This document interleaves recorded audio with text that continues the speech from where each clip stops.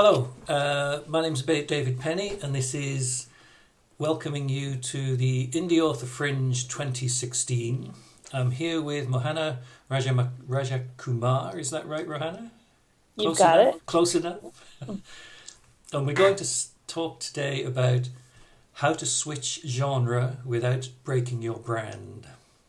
So, just introduce yourself, Mohana, and tell people who you are, what you do. Sure. So I am actually based in Qatar. I'm a South Asian American who moved here about 10 years ago, and that's really when my writing took off because I certainly had lots of time and interesting things were happening to me in the desert. So I started out as a novelist or a short story writer, I would say, and then went into memoir and then came back to the novel. hmm Brilliant. And we're going to talk about genres and switching genres. So which genres have you actually written in, Mahana? Well, I've written fiction, and within fiction, I've written contemporary romance, thrillers, and literary romance. And then I've also written nonfiction. And so in nonfiction, I've written mostly memoir. Right. Okay. Uh, your memoir or other people's memoir? Yeah, Yeah. two separate ones. One for first-time moms, Yeah. as I was having our oldest son, and then one about living here in Qatar as a woman of Asian descent in the middle of the Middle East. I was going to say there's a whole 2 hour conversation we could have on that, but maybe we'll leave that for another day. Or you read the book. Yeah. Oh, quite. Yeah. Yeah. We'll get people to read the book instead. Why did you choose to write in more than one genre? Was it just you were interested in different genres, or?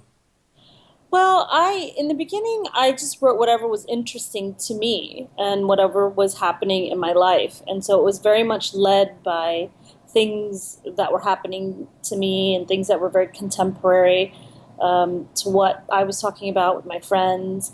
And then I realized that people really love fiction. And so fiction is really where I've stuck to now. And I just launched a series that's a crime series that's actually set here in the Middle East, and so that's where I'm focusing most of my attention now.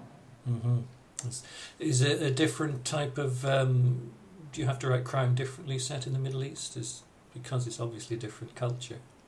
Well, I once heard, Nordic noir with the Scandinavians. They've sort of established or reinvented the genre in many ways. And I once heard someone say about Scandinavian crime fiction that it's a perfect place to have crime because you need lots of places to hide bodies.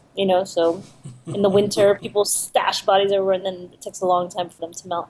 And I think that in this part of the world, that's certainly true as well. On the fringes of cities, in the fringes of any city, but especially here in the fringes of city where people don't go very often, there's lots of rumors and speculation. That's a ripe area for mystery and intrigue. Fantastic. And is it like a detective novel or is it?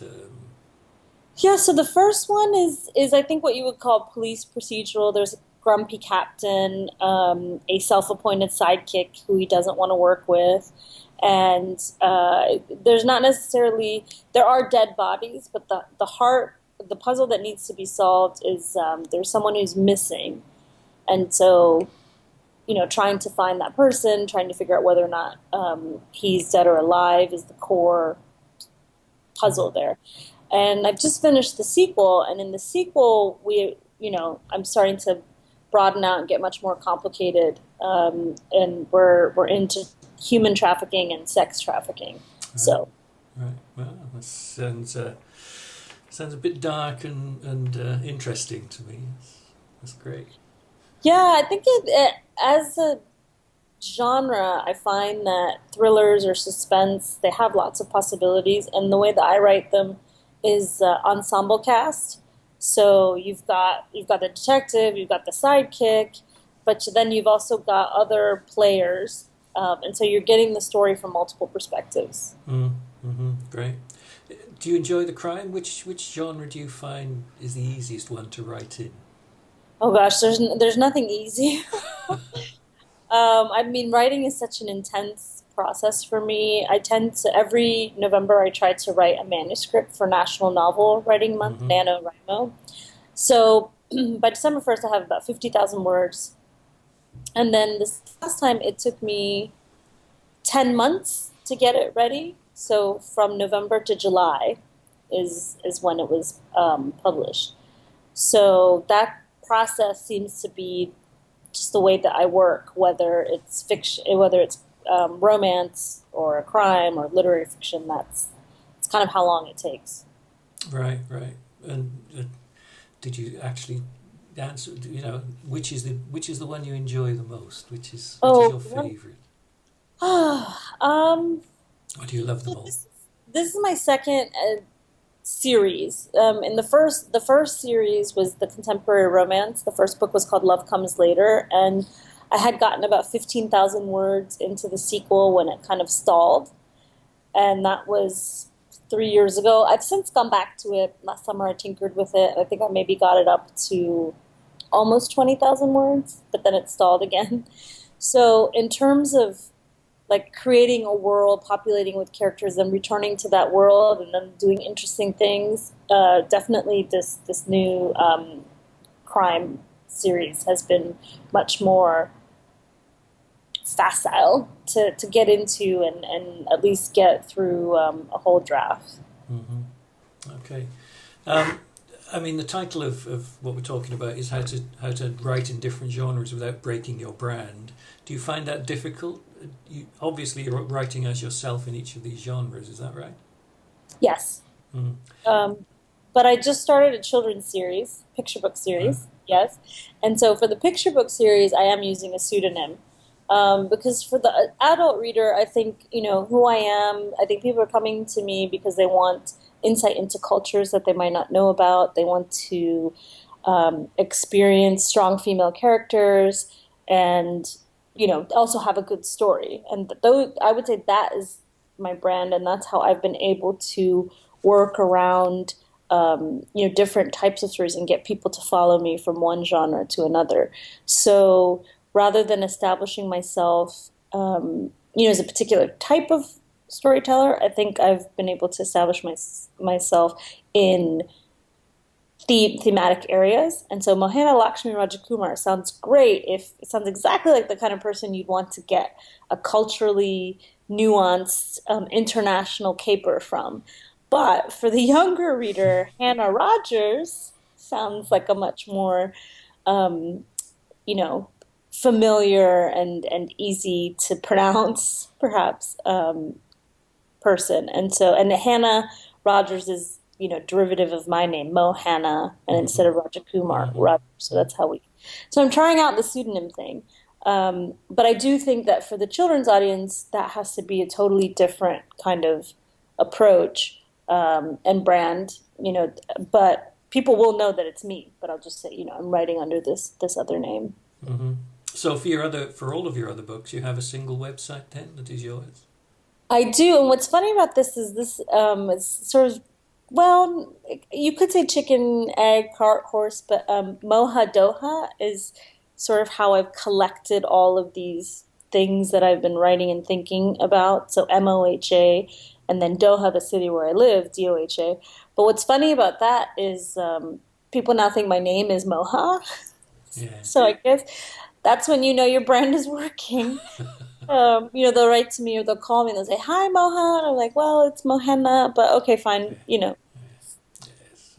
I know it's and you branded that your name on Facebook as well and Twitter and so on. So it's all Yeah, is so it? so mohadoha.com, and then unfortunately, because Moha or Mohammed Mo is, a very popular name, Mm. so the actual full-on Moha Doha in many places is already taken by a guy, and so I've worked around that by putting in an underscore. So on Twitter, I'm Moha underscore Doha, Instagram as well. But yes, for Pinterest, all those places to find me, it's as Moha Doha. Hmm. And just out of interest, what sort of proportion of time do you spend actually writing, and what proportion maintaining your website, your Twitter accounts, Facebooks, etc., etc.? Right, that is the big dilemma. And I was just in Dubai a couple weeks ago talking to the Dubai Writers Group about that, about the division of labor or interest. For me, I spent a long time while I was learning in the process of learning how to write. So while I was writing my first novel, which took me years, and I would, tinker with it, go off and do something else. I was establishing what we now call, what writers call platform.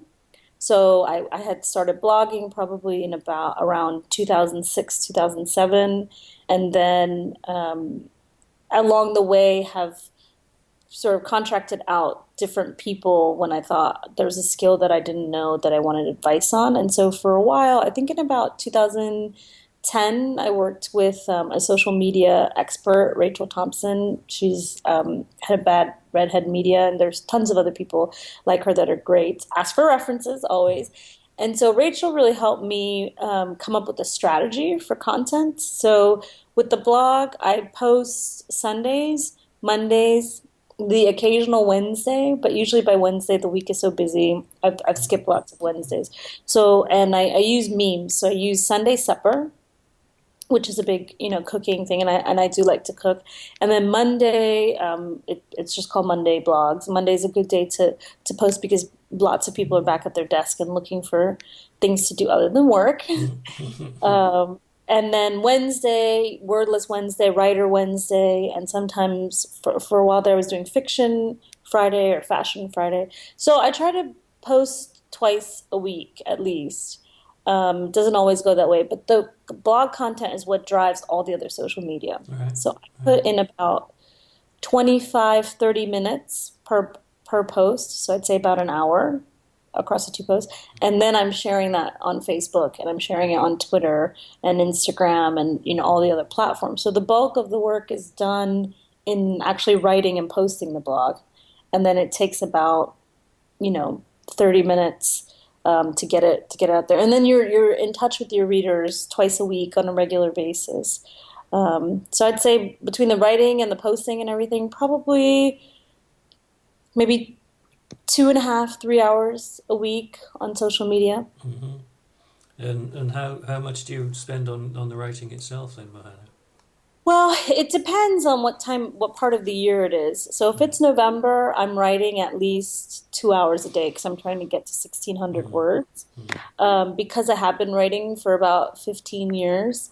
Don't let this young face fool you. Have good genes.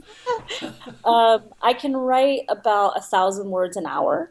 Wow. So that's a really good, especially if I know, if Mm-hmm. I outline, I'm a big outliner. Um, so if it's November, I'm writing 2 hours a day, and 2 o'clock in the morning on airplanes, automobile. I mean, it's just Mm-hmm. it's just gotta get done. The rest of the year, like for now, for example, this week, I'm probably not going to get very much writing done because I've slated next week and the week after to really get onto this revision Mm-hmm.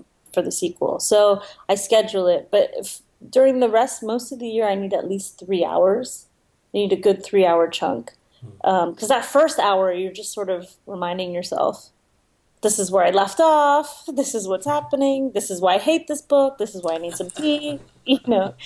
And then you really get 2.5 hours of really Mm-hmm. good, solid writing in. So how long does it take you on that schedule? So you said you're an outliner, so you plot rather than pants your way through the novel, I take it. Yeah, for me, pantsing, that first novel I mentioned, I started about, I would say, somewhere between, let's just be generous and say I started it in 2002.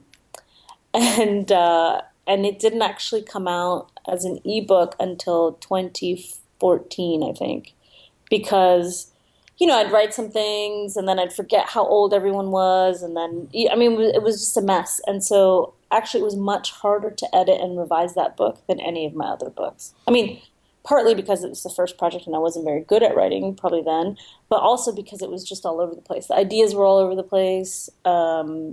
so with an outline, you can actually see on the paper the story, Mm. and you can see beginning, middle, and end.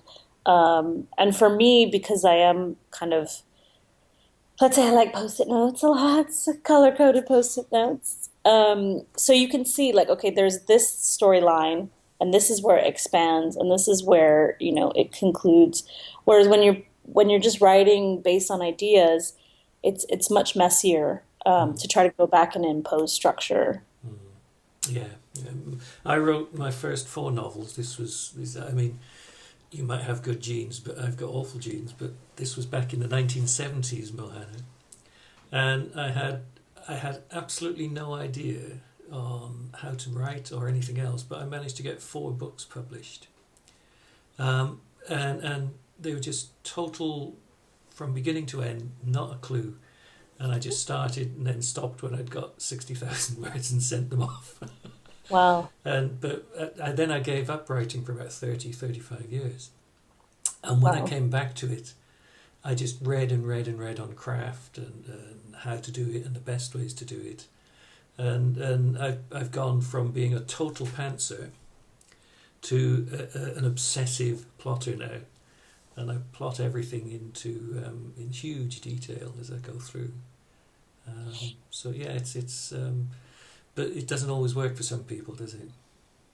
No, and I mean that's the thing. You have to try things and find what suits your style and what is conducive to your story. I also found that the further I got into a particular genre and away from literary fiction, which I would there's lots of debates about what is literary fiction, but I would qualify it as wonderful prose in which not a lot happens and usually a sad ending. To me, those are the hallmark features of Mm, literary fiction. mm, And so once you get into a genre like contemporary romance or crime or anything else, paranormal, there are certain things that have to happen in the story, and the only way to keep track of those things is to write them down and to mm, know mm. that they're coming. So I just found outlines much more helpful to keep the story going, to keep track of where you are in the story.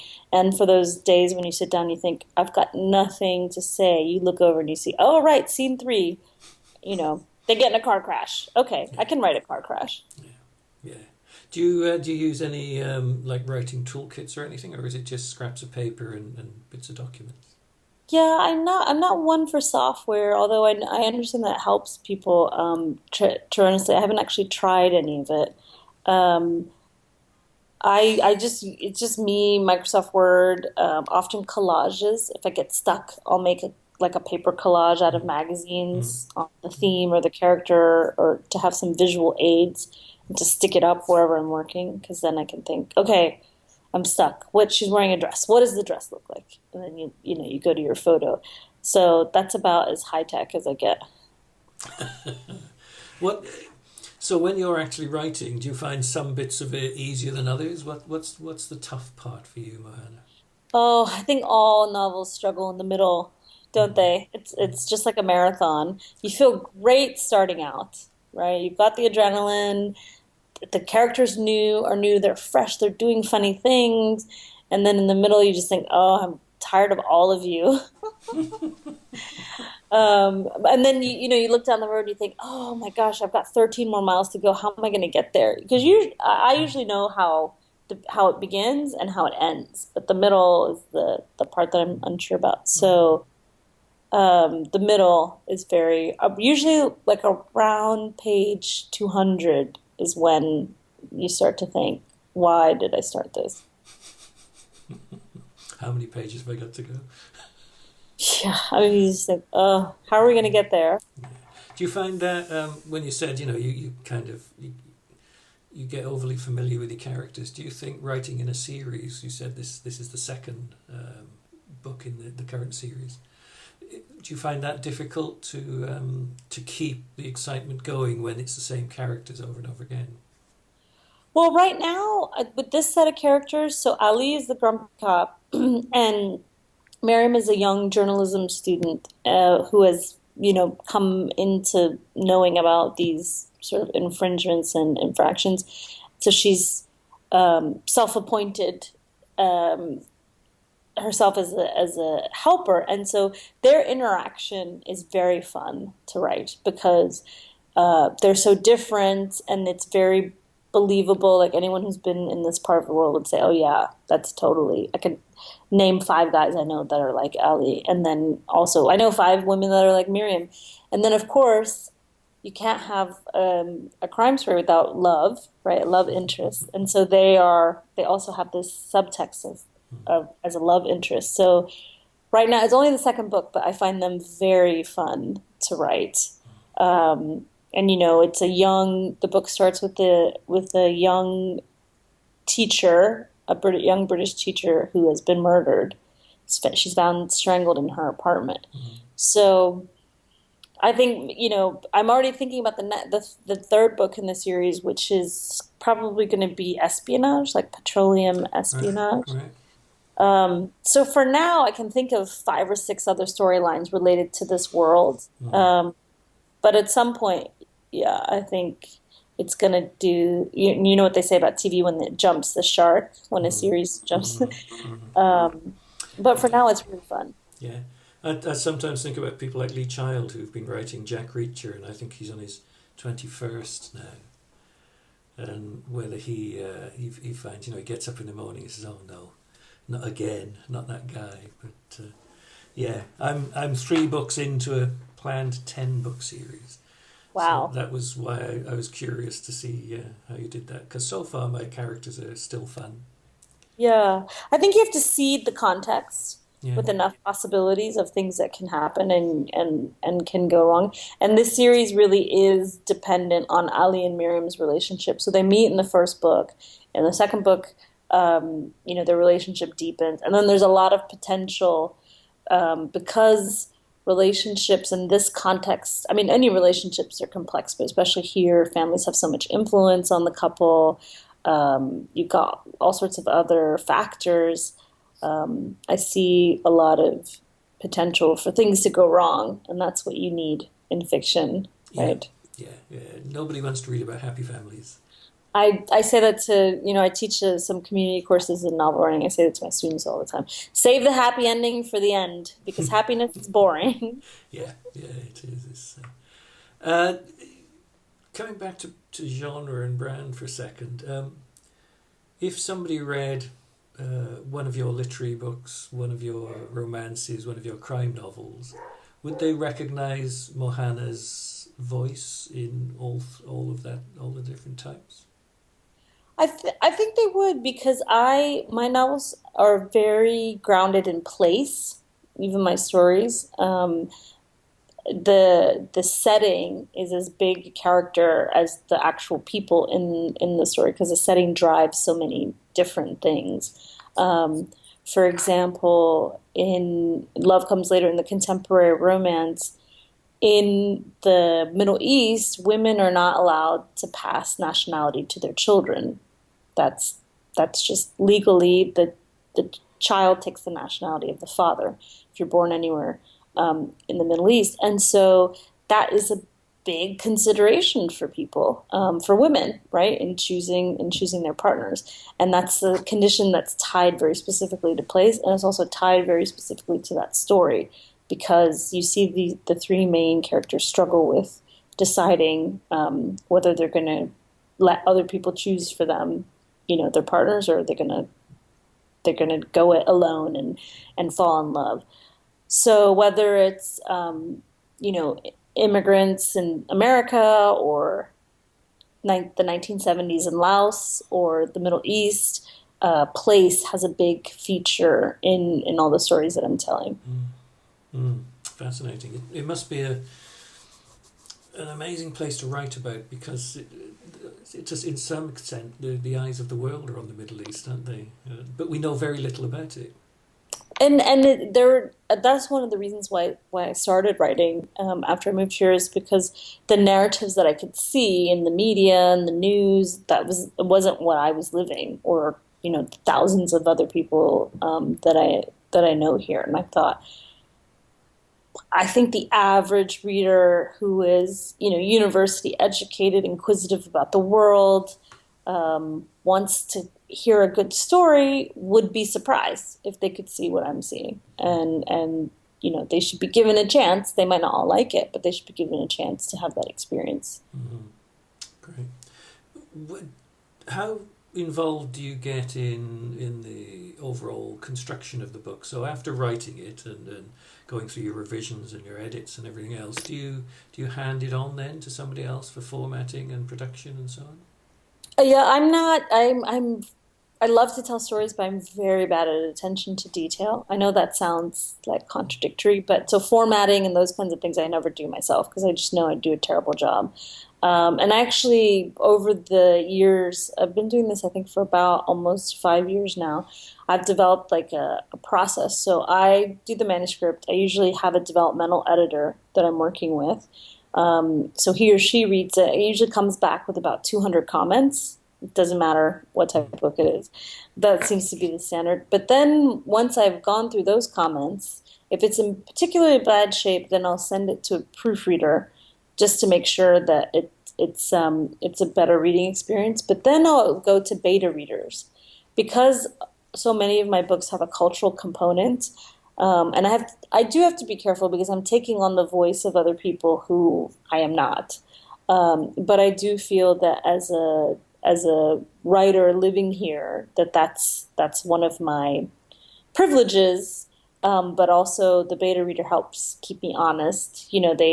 They know about word spellings. They know things that don't make sense. Like for example, if somebody is saying a Muslim prayer, they would never start on the left because the left side is seen as unclean. They'd always start on the right. They catch all these things that are really important to me because I want to give the reader as near a real experience as possible. So when it comes back from the beta reader, usually with 50 or so comments, then I have another hack at it. We do the editing again until finally I feel that it's ready for the proofreader. It goes to the proofreader, comes back, then it goes to the formatter. And by the time it's going for formatting, you've got a book cover designer who is probably tearing their hair out because they're like, she's never gonna find a cover that she likes. And then somewhere in all of that, a book gets published into the world. Yeah. So from sitting down with your initial idea to book comes out and it appears on Amazon, and do you go to other Apple and everywhere else? Do you go wide? So I have listed the romance because romance is a genre that people read, voraciously, mostly women, and so that is listed on iBooks and Kobo and Amazon.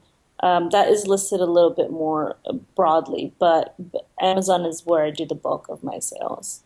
Mm-hmm. Yeah, same with me. It's the big player, isn't it? So Well, and we'll see. I just listed on NetGalley. right.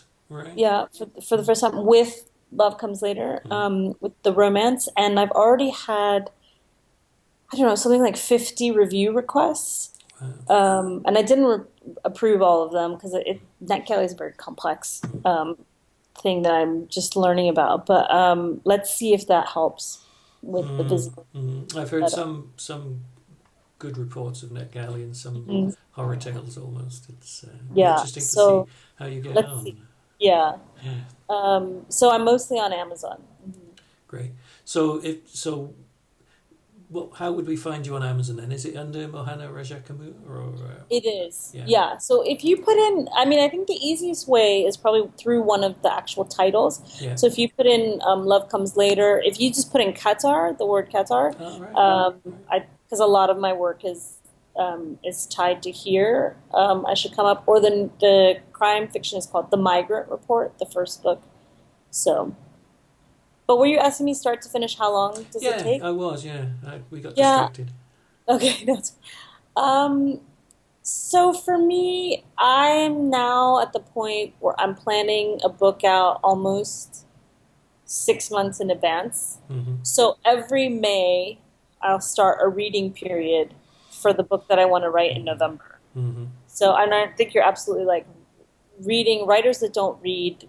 I just don't understand it because, we're still readers Hmm. and you have to have that experience of what it's like to be on the other end of the page. So May, June, July, August, September, I'm just reading whatever that new genre is or that story or that topic. I'm reading it. I'm watching films about it. I'm watching television. To prepare for the Migrant Report, I watched True Detective Yeah. and The Bridge, which is a Mm-hmm. Swedish series. That then they did an American version, but I didn't watch that one. I watched the 2 seasons of the Swedish one in translation and read all these Scandinavian ones. And then in October, I outline, and then November I write, and then the book usually comes out in July. So I'm on this track where I try to release 2 books a year, December and July. Mm-hmm. Um, so It's quite so I don't a know. So the idea might start in May. So I don't know if we're technically counting that. mm, yeah. And Then it's an ambitious schedule, though, isn't it? To do two a year, I think. I mean, it's getting better because I can feel that I myself am becoming a better storyteller. I'm not as puzzled at what are the like central elements that I need to have. And the more that I've taught this novel writing course at the university here now twice, and so the more I tell other people how to do it, Yeah. the Yeah. more it clarifies it for myself. But yes, there are lots of sleepless nights. Brilliant. I think we've pretty much covered everything I wanted to. So thank you very much for talking to me, Mohana. Yeah, no, this is really great. And I mean, the closing thing I will say for people who want to switch genres is, definitely try it if that's an interest that you have. But if you're not entirely sure where it's going to go, like with the Migrant Report and the crime series, I always knew it was going to be a series, so it was worth the investment for me. But maybe try short story first and just see if that's something that you really um, like. I mean, for me, most of the genres that I write in, I'm a reader of, so it was a natural kind of transition for me. I do love memoir. I'm reading Elizabeth Gilbert's Big Magic Right. right now, Right. and so I like that as a genre. So it's been fun for me to play in that. So don't be afraid to take risks, but it is an investment of time. Mm. So maybe try a short story or flash fiction, um, and then see if it'll fit into your overall publishing plan. Because again, with the children's book that I mentioned, this is the first of at least I'm hoping 4 or 5 stories set with these same characters. There's a little boy named MJ, and he has 5 or 6 friends in his class. And so my idea is that this first book is about MJ. Then we'll go to Leah. Then we'll go to Omar. Then we'll go to Jose, and then maybe we'll come back to MJ. So it's good to try to have a plan Mm. if that's something that's on your horizon, just so that you don't get stuck or feel like you've put in an investment of time and it's been not Yeah. worthwhile. Yeah. Yeah. Would you ever, um, if you went into a genre and it wasn't working out, would you pull the plug on it? Yeah, I mean, I got into this dilemma because just recently I hired like an author marketing expert again to just kind of like overhaul the website and do all that kind of things. And so I said that to her because now I have about 9 ebooks and 3 paperbacks. And I said, "Oh, do I have to like make some of these go away?" And she said, "No, you don't have to. It's not like you have to disavow them, but you can just stop promoting them as much." So for me, this was like I started my first short story in 2000, so it's been about 15 years of writing, and a lot of that time I would write a book, try to get an agent, it wouldn't work out, so I go write another book, try to get an agent for that book. So this kept happening until 2010 when I said, "Wait a minute, I have 8 books here." And I kept going to author conferences, and they'd say, "Oh, Amazon and ebooks and Kindle," and I said, "Right, well, I've got all this content. Let me just try it." And so I don't feel that all of those books were part of my journey to get me to where I am today. And now I'm much more focused and deliberate, sort of like, harnessing the lightning bolt, as it were. Um, but I can see how if you're just starting out now and you have to pick, it would be more frustrating to feel like you're scattered. Yeah. So. But I suspect the takeaway is you tell people don't be afraid of genre. You know, write what you want to write. Yeah, don't be afraid of genre. Have a plan. Mm. Have a plan as to how it's going to fit into what you overall want to accomplish. And whoever they is, they say it takes a million words to find your Mm. voice. Mm. So I figure I'm at about like 400,000, maybe 500,000. I'm at 500,000. Uh, So every one of those books was important to me in honing my craft. So. yeah. It's an endless journey, isn't it? It's an endless journey, and think of genre as something new to give to your readers. Mm. Um, because of the high role that culture plays in my books, I do tend to get readers that follow me across the Mm-hmm. titles. So, because they're reading for character, not necessarily what type of book it is. Um, when I say, oh, it's a crime thriller, that's more as a marketing tool. So, when you're at the party and people say, oh, what do you do? I'm a writer. Oh, what do you write? Oh, I write crime thrillers. Oh, okay. Next. Yeah, that's that. Going off topic again, but that's why I love going to writers' conferences, because you say something like that. You say that in at a party, and everybody goes, "Oh yeah," and you can see their eyes glaze over. And you go to a writers' conference, and you say, "What do you write? Crime thrillers," and that's the start of a 90-minute conversation with somebody in the bar. It's fantastic. Absolutely. And like, Yeah, well, how do you deal with, unreliable narrator? yeah, yeah, yeah. And they know what you're talking about then. Exactly. Yeah, I know. I love when people, and bless them, like it's hard. Sometimes writers we just come out as jerks because people say like, "Oh yeah, I heard you wrote a book." Mm. I'm like, "Yeah, I did." You're just dying inside, Or people say like, "Oh, I loved your book," and what you want to say like, "Well, which one?" But you say, "Oh, thank you." Yeah, I know. Yeah. Just smile and move on, man. That's right. Good advice. Good Yes. advice.